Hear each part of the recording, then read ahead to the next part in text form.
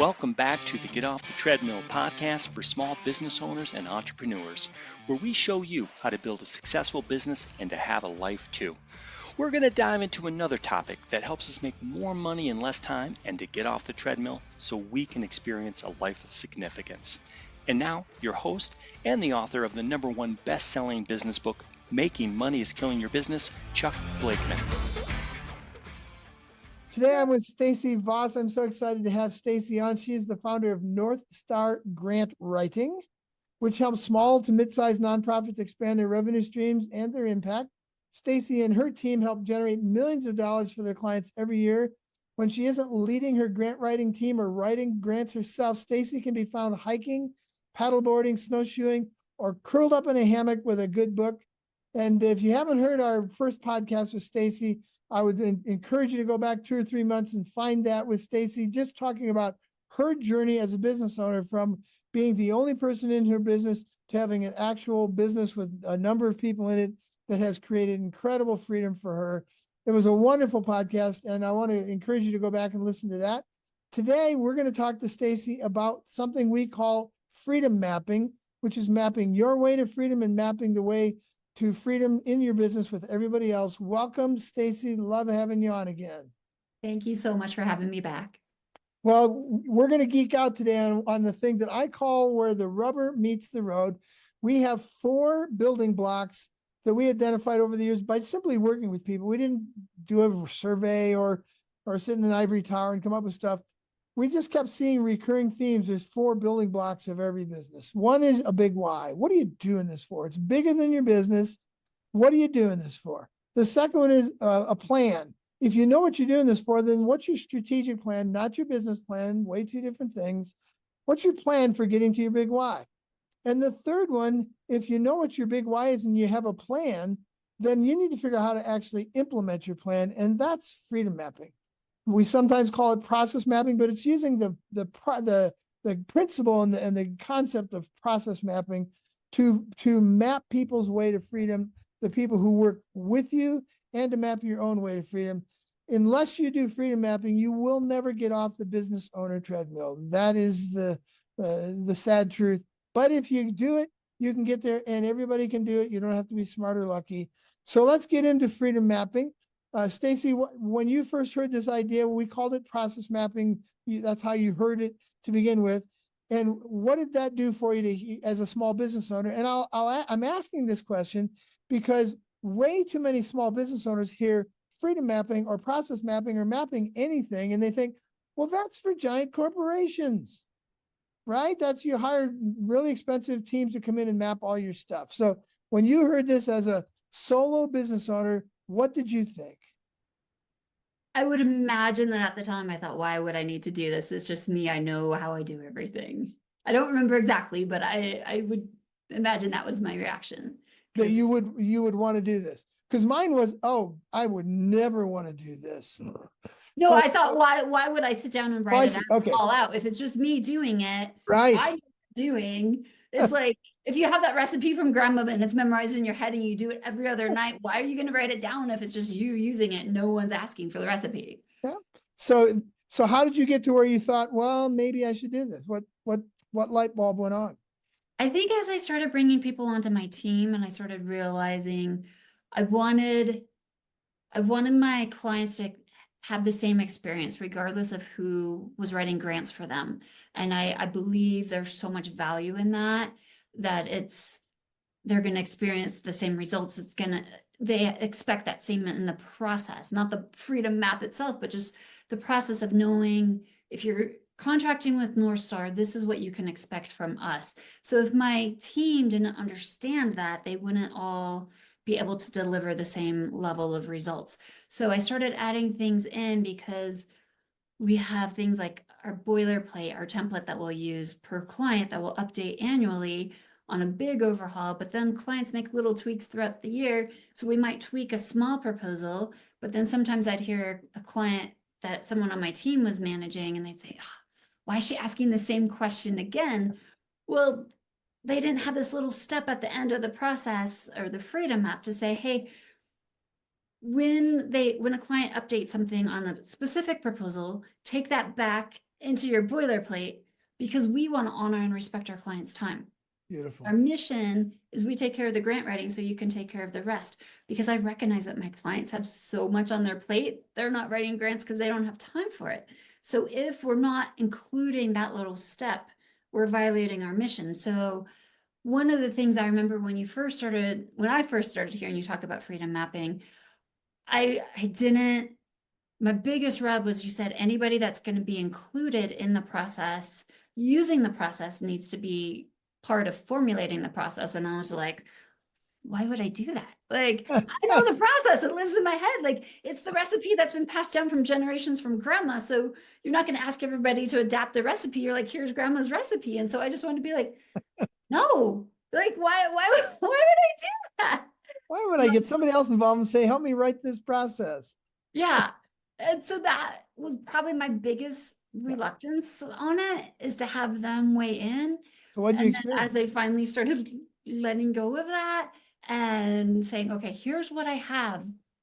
It was a slow Here's process. grandma's recipe. Here is the Yeah. recipe. This is what I got for now. That's Right. fair. And then what do you guys think? And then they started weighing in, and I started going, their thoughts are really good.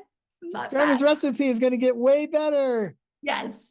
Yeah. And so they have helped me make a lot of adaptations.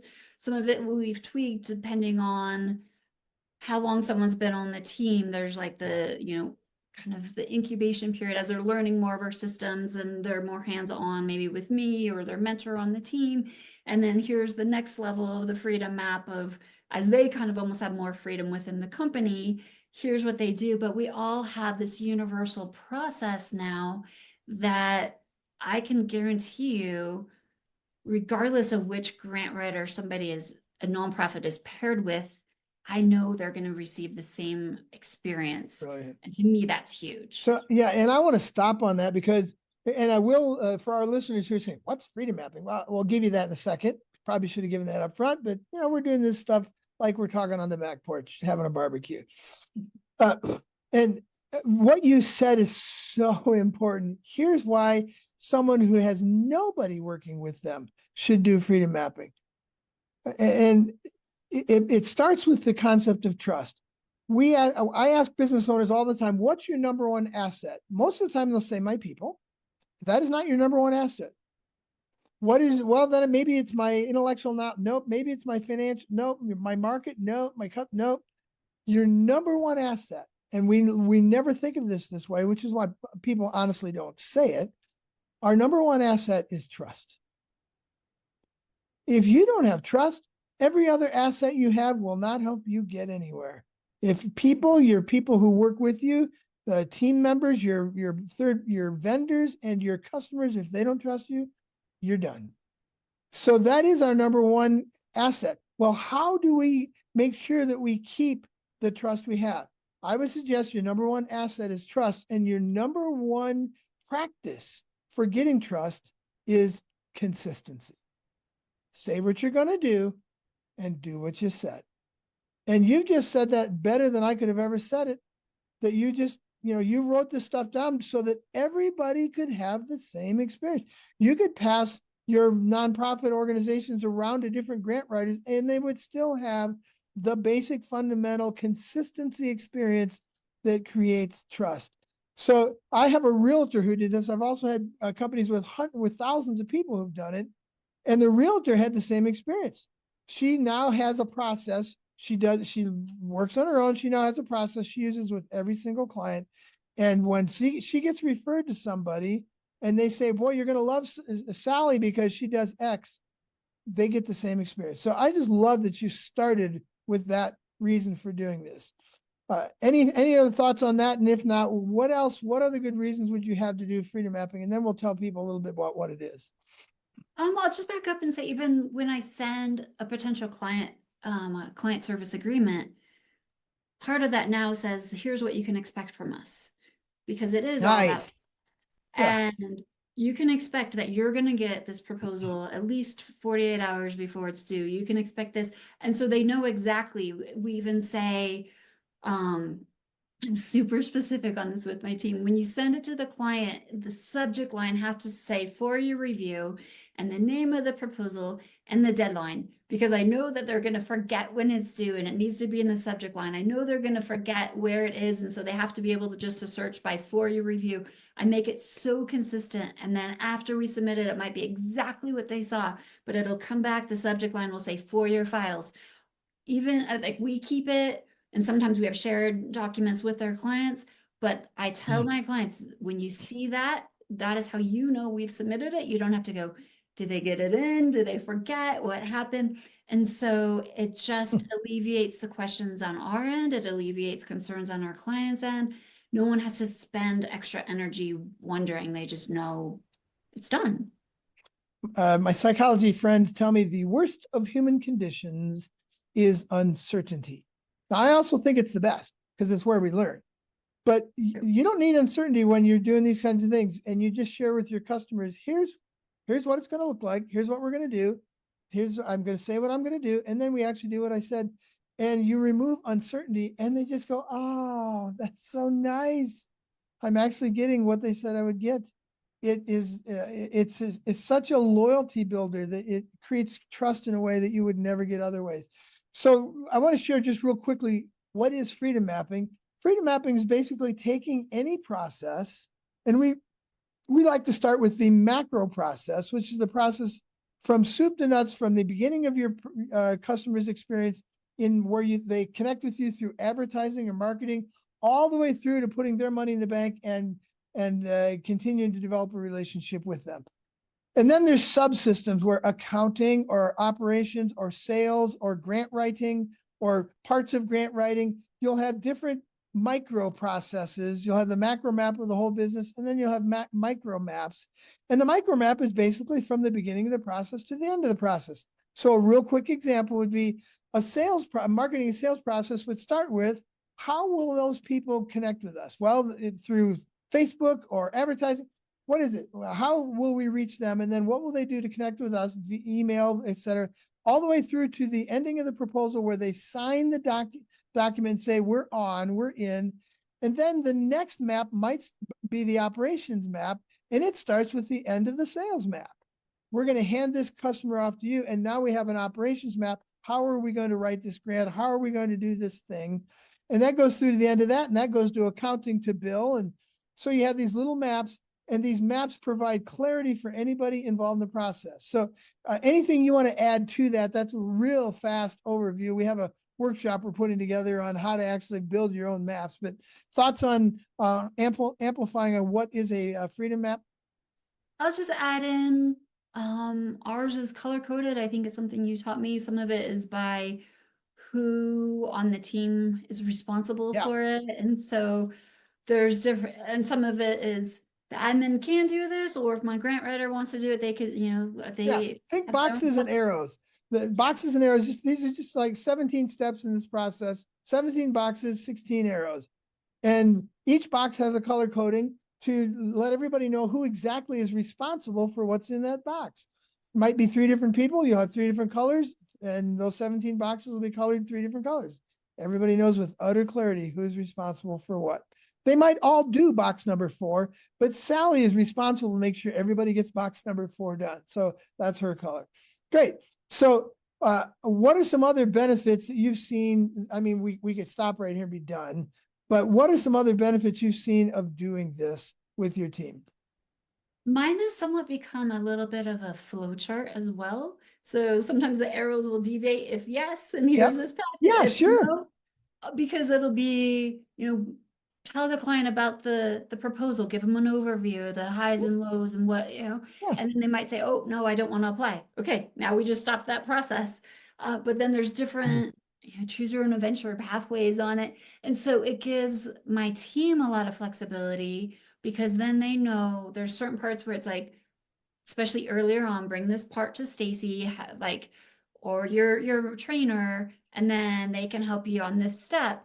But then it just provides so much freedom for them, because I don't have my team asking me questions every day. Hey, so-and-so just said this, what do I do? Like my team is spectacular. They are brilliant. And so I'm just like, go do your thing. And then they come to me with like the really hard questions of, I'm stuck on this question, how, like a grant question. I don't have to answer management questions. It's just, hey, give me an idea. How would you answer this? And sometimes we bring it to their staff meetings and we collectively answer it, but I don't have to do that management garbage Nice. because they know what to do. That's huge. What if we actually eliminated management of people from business? This is the core to that. And I can show you 10,000 person companies who have no managers. Think of the money that they save, because there are leaders, but one leader can work with 50 people. One manager works with 7 to 10. Think of the 5 to 10 layers that they don't have to have. And you're experiencing that as a small business. I don't have to manage these people. The processes, the freedom mapping, the maps that we put together and we agreed on, that manages everybody. And if there's something broken, I don't yell at them. We bring out the map, and the map yells at both of us, or the map needs to be changed.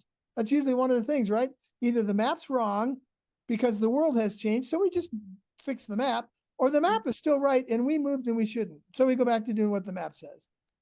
Exactly. How do you keep these things alive for these people? It's just such a daily thing with them that they've got these little maps in front of them and they know how to go with this flow chart. How do you keep it alive? At first, we're looking at it a lot. When they first join the team, we're looking at it consistently. And when I'm meeting with them, because my team's all remote, so it's a training tool. So it's a training tool. And I'll tell them, like, I expect you to fail so many times. Like, excellent. First day on the job, I expect you're going to fail at least 1,000 times. Oops, you haven't hit your quota. Come on. Like, we're going to mess up. It's a lot. There's a lot of systems in place. Cool. Let's learn it. No big deal if you screw up because you're human. Cool. So and that's only what we learn is by, the neurologists tell us that we don't learn if we did it perfectly. We only learn because we messed it up. Right. But I'm like, you get a hold of the cheat sheet right in front of you and ask you the question. Look at box number 3. Oh, okay. So we're just looking at it a lot. And then we'll go over it usually once a month as a team. We'll go through it. Sometimes it's really fast. I'm like, I'm sick of this map. Everyone else sick of it. Yeah, we're sick of it. And we'll just kind of breeze through it because we're kind of tired of it, because we really have one fundamental map. Because as you talked about, there's the macro map. Yeah. We really don't have that, because what I've discovered, how do we market? We do a really good job with all of our grants. So that trust is already there. So everybody we're writing grants for tells other people about it. So I don't have a marketing map. What's my bookkeeping map? Well, I just have a great bookkeeper, and that's all the stuff I kind of do on the side. And I don't really have to, I just funnel a few things to them. So really for my team, we have one main map. And if we do that well, all the other things take care of itself. So we get a little bored with it. Occasionally we go, hey, is it still relevant? We make some tweaks. But it'll be a 5-second, let's just look at it again. Where are we at? Well, that's another good principle. We're not going to get to half of it today, but another great principle of freedom mapping for those who are like me, who are serial entrepreneurs who are not interested in detail. We're ADHD, dyslexic, and left brain or right brain. We hate this stuff. We do not like details and getting into, people's heads are exploding as we're talking about freedom mapping. And you said it earlier. If you were me and you had grandma's recipe, I don't even want to get it out of my head. I don't even want to write it down. So how do you keep, if you're me and you're many of the other people like me, how do you keep from being scared at the possibility of having to write down a process? How can I tell them to relax? And I'll poison the well by saying there's 5 other people in their business who do this process. So how could they maybe not wig out about writing down the process? This might not directly answer your question, so you can whatever your answer is, if it doesn't. But one of my favorite activities we did, because usually once a month we'll go over our freedom map, and once a month we look at our core values and mission. And once we combine them into one meeting, and I said, okay, let's go through the process map, the freedom map, and every single step, we're going to take that and we're going to say, which of our core values does it address? Nice. Or how does it align with our mission? And it was so powerful, because I want everyone to know, and everyone was like, yeah, this hits this value, this hits this value, because we're a value-driven company. And so having the process down just affirmed that, and it helped further reiterate to my team, this is one instance in which we can display these values to our customers. Yeah. So you answered the question. You just didn't say it the way that I say it. You got your team involved. Yeah. I mean, you just intuitively do that because you're an intuitive person. You got your team involved. Why would I do this myself? You know, those people are running the process. Why don't I get them involved? They might actually have some great input. And for me, as far as this is concerned, I think I've probably written 3 or 4 processes in my life. I don't like this stuff, but I will make sure that it gets done. And there are people who love doing this, who are running the process. So we sit together and they write the process and they share the process with me, and I give feedback. Well, what about this? Did you think about that? Hey, you might have forgotten that. Hey, this is something I never thought of. So I don't have to write the stuff. I just give feedback. And then it gets a life of its own. And anytime that we have trouble with our business, we just look at the map or the maps. And we look back at those and say, well, did we deviate, or has the world changed and the map needs to change? Those are the 2 places where we're going to miss, and consistency will reign. You said one other thing that I love. You only have 1 map. Now, I think you're the only company I've ever met that only has 1 map. I've met way too many companies that have 30 or 40. Yeah. And I guarantee you, they are still only using no more, even a company with 1,000 people, they're really only paying attention to 5 or 6 or 7 of those 30 or 40 or 50 maps they have. It's one of the principles of freedom mapping. Map only the things that are broken or the things you know are going to break and you've just been lucky.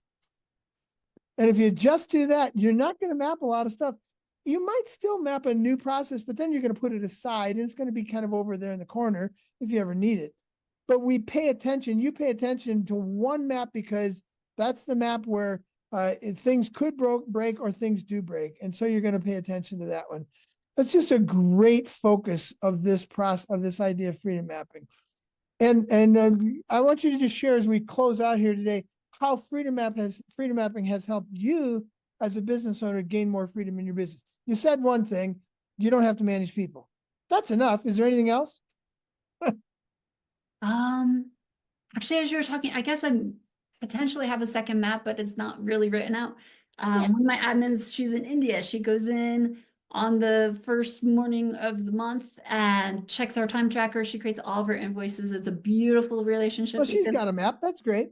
She came up with her own systems. Beautiful. We kind of tweaked it with time. I wake up on the 1st and my invoices are in my inbox. It's beautiful. Okay. And so she has the flexibility to say, hey, can I do it like this? And we've just figured it out. And so it actually with her, like she's in India. I've never met her. I can't imagine I ever will. And yet we'll share pictures and she goes, I can't believe like you've allowed me to become like family. Her only role is to do my invoices once a month, but it saves me so much time and it's amazing. And so but this is a benefit. Family with someone in India and she has autonomy over doing it and gets to feel like she gets to help make a difference with us. So it just empowers people while it gives me freedom too. And that's another benefit of freedom mapping. You have that because she has a process, information, data, and reports come and find you. You don't have to chase them. That's another way that you gain freedom in your business. So we could just keep going forever and ever. And we want people to be teased with the motivation to say, hey, I want to do this for myself. And so they can get a hold of us and frankly, they get a hold of you and learn how to do freedom mapping because you do it so well. How could people get a hold of you?